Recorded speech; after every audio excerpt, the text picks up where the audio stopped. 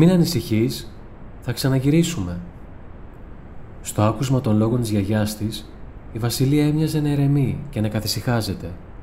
Η γιαγιά όμως, μέσα σε μια κρίση άσθματος που σαν άγος από το παρελθόν την επισκεπτόταν ξανά πάντα τις πιο κατάλληλες ώρες, επέμενε να περιεργάζεται το σπιτικό με ένα σπαρακτικό βλέμμα, αποχαιρετώντας σιωπηλά το κάθε τι μέσα του, κάθε αντικείμενο, κάθε κάθασπρο τοίχο, κάθε λεπτομέρεια.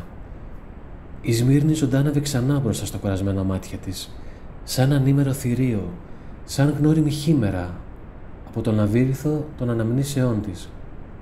Δεν μπορούσε να αποθήσει τη βροντερή ηχό του παρελθόντος.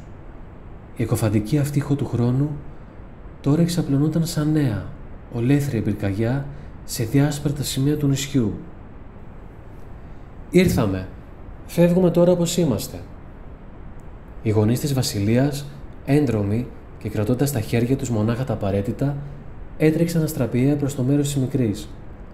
Εκείνη χάθηκε για λίγο μέσα στην ασφαλή αγκαλιά τους, κοιτώντας τα μεγάλα μαύρα μάτια της γιαγιάς της, που όσο την κοιτούσαν, τόσο σαντίνεστα να απορροφούσαν, αποδεσμεύοντάς την προσωρινά από το χάος που επικρατούσε στους δρόμους της Φαμαγκούστας. «Αμέτριστο καλό, την ευχή μου», κατάφερε να ψηλήσει η γιαγιά Βασιλεία μέσα στα κλεμακωτά κύματα των δυσφορικών αναπνοών. Η τελευταία αυτή κρίση άσθματος είχε πλέον ύπουλα καταφέρει να της κόψει το νήμα της ζωής.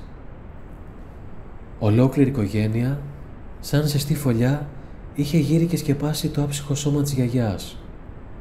Καλοκαιρινή μπόρα δακρύων, μέσα στον καυτό Αύγουστο, είχε ξεσπάσει τώρα μέσα στο αρχοντικό της οικογένειας Αλεξίου. «Πώς να την αφήσουμε», ψέλισε η Μυρσίνη, η μητέρα της μικρής Βασιλείας.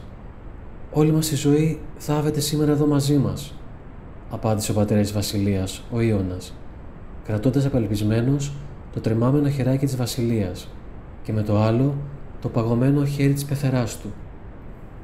«Ήων», ακούστηκε δειλά μια φωνή στο κατόφλι της εισόδου. Εκεί ξεπρόβαλε η Αϊσέ, που έμενε 3 τετράγωνα πιο κάτω από το σπίτι της οικογένειας. Δάκρυα έτρεχαν στα μάτια της, ενώ στεκόταν ακόμα ακίνητη εκεί στο περίφωνο κατόφλι, βουβή, υποταγμένη σε μια μυστική μοίρα, που επί χρόνια μοιραζόταν ένοχα με τον Ίωνα. Δίπλα της στεκόταν ο γιος τους, ο μικρός Φερχάτ, σιωπηλός, με τα μάτια του ορθάνυχτα, να παρακολουθεί πρωτόγνωρες σκηνές που άθελά του θα τον σημάδευαν παντοτινά. Η σκληρή πραγματικότητα ξεπερνούσε πια τους αρχαίγονους φόβους του Ίωνα. Τα μάτια του κατρακυλούσαν ταπεινωμένα, από το οργισμένο βλέμμα της γυναίκας του Μυρσίνης στα αθώα μάτια της Βασιλείας. Έπειτα ανέβαιναν σαν σε Γολγοθά στα γεμάτα πικρία μάτια της Αϊσέ και ύστερα κατέληγαν βουρκωμένα στα γεμάτα πορεία γαλάζια ματάκια του Φερχάτ. Σαν ήρωες αρχαίας τραγωδίας του Σοφοκλή στεκόντουσαν όλοι τους αγέροχοι, αποδεχόμενοι αρχικά τη σκληρή τους μοίρα, μα έτοιμον πόλεμοι ώστε να την αντικρούσουν.